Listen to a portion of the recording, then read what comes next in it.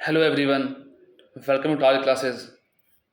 इस particular lecture में हम लोग एसईओ का हम लोग कवर अप कर रहे हैं। इससे पहले मैं वीमेन एम्पावरमेंट में आपको कुछ 8 कोटेशन में आपको दिया था।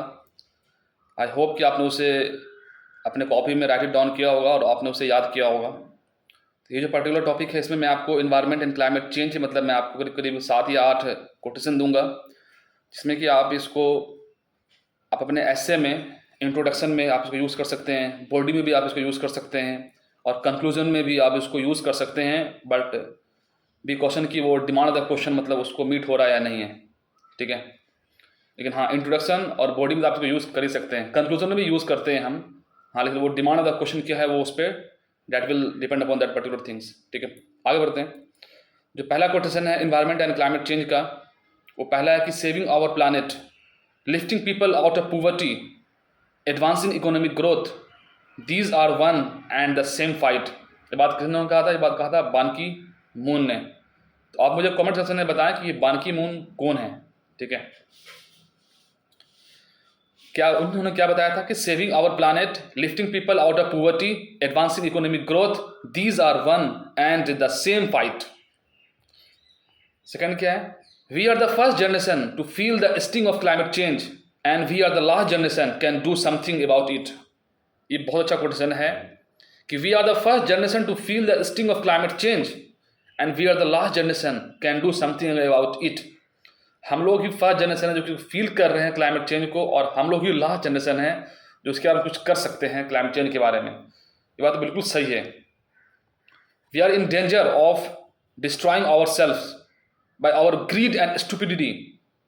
We cannot remain looking inward at ourselves on a small and increasingly polluted and overcrowded planet. Stephen Hawking उन्होंने कहा था कि we are in danger of destroying ourselves by our own greed and stupidity.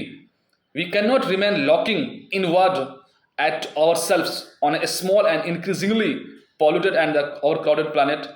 ये बात किन्होंने कहा था? Stephen Hawking ने कहा था, ठीक है।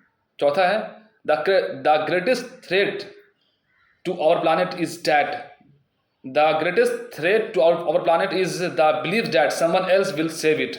काफी अच्छा क्वेश्चन है ये।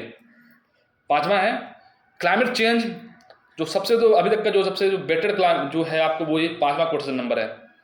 Climate change does not respect border, it does not respect who you are, rich and poor, small and big. Therefore, this is what we call global challenges which require global solidarity। बान की moon ने बात कहा था basically. क्या है इसमें? Climate change does not respect border, it does not respect who you are, rich and poor, small and big. Therefore, this is what we call global challenges which require global solidarity। Six क्या है? Climate change is simply the greatest collective challenge we face as a human family. ये बात भी कहा गया था बान की मून के द्वारा। आप इनके बारे में जाके पढ़िएगा बान की मून के बारे में। क्या है? Climate change is simply the greatest collective challenge we face as a human family, ठीक है। सेवन क्या है? What we are doing to the forest of the world, what we are doing to the forest of the world is but a mirror of reflection of what we are doing to the ourselves and to the another। Mahatma Gandhi ji ने इस बात को कहा था। what we are doing to the forest of the world is but what we are doing to the forest of the world is but a mirror reflection of what we are doing to the ourselves and to another। ठीक है, बात किसने कहा था? महात्मा गांधी जी ने इस बात को कहा था। आठवां क्या है? This is our world, a common world, everybody should feel a common responsibilities. जब यहाँ पर कुछ 8 आपको कोटेशन थे जो कि आपको बेसिकली बोल सकते हैं कि इन्वायरमेंट और क्लाइमेट चेंज पे ये कोटेशन था, ठीक है। आप इससे क्या करना है कि आप जहाँ पर भी हैं, अगर आप अपने कमरे में पढ़ते हैं तो आप इसको लिखिए अपने डायरी में।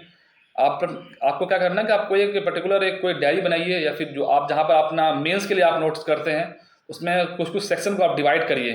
जैसे कि ऐसे में आप अगर 20 पेज का अगर आप कुछ बना रहे हैं, जैसे कि कोटेशन वगैरह के लिए, तो 2 पेज में आपने ऐसे बनाया होगा वीमेन एम्पावरमेंट को, या फिर एक पेज में आप इन्वायरमेंट एंड क्लाइमेट चेंज पे आप लिखिए, ठीक है। बाकी उसके बाद मैं फर्दर और भी कुछ जैसे कि मैं डेमोक्रेसी में मैं आपको बताऊंगा कुछ कोटेशन, 5-6 कोटेशन आप वहाँ पर लिखिए और आप उसे याद करने की कोशिश करिए। आप उसे रिवाइज और रिकॉल करिए डेली बेसिस पे, ठीक है। तो आप यकीन मानिए कि ऐसे में ये बहुत हेल्पफुल है कोटेशन वगैरह।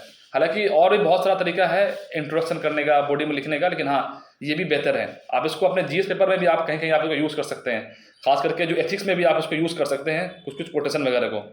हाँ, हालांकि वहाँ पर कोटेशन के द्वारा आपको क्वेश्चन पूछा भी जाता है, ठीक है।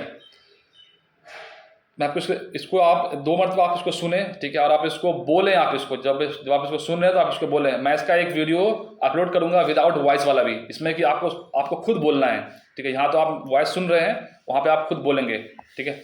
इसका जो 5वां जो इसका आप 5th नंबर एक बार दोबारा पढ़िए। Climate change does not respect border, it does not respect who you are, rich and poor, small and big. Therefore, this is what we call global challenges which require global solidarity. ये बात किन्होंने कहा था? बान की moon ने। Climate change is simply the greatest collective challenge we face as a human beings, human families. ठीक है। और एक और इसमें क्या था ये? Saving our planet, lifting people out of poverty, advancing economic growth. These are one and same fight. ये था आपको इन्वायरमेंट एंड क्लाइमेट चेंज पे कुछ कोटेशन, 8 कोटेशन था। आप इसको अपने कॉपी में लिखिए और आप इसको याद करिए, आप अपने ब्रेन में इसको मेमोराइज कर लिए किसी भी हाल में, ठीक है। तो दोस्तों आज के लिए इतना ही है। Okay, take care and bye bye.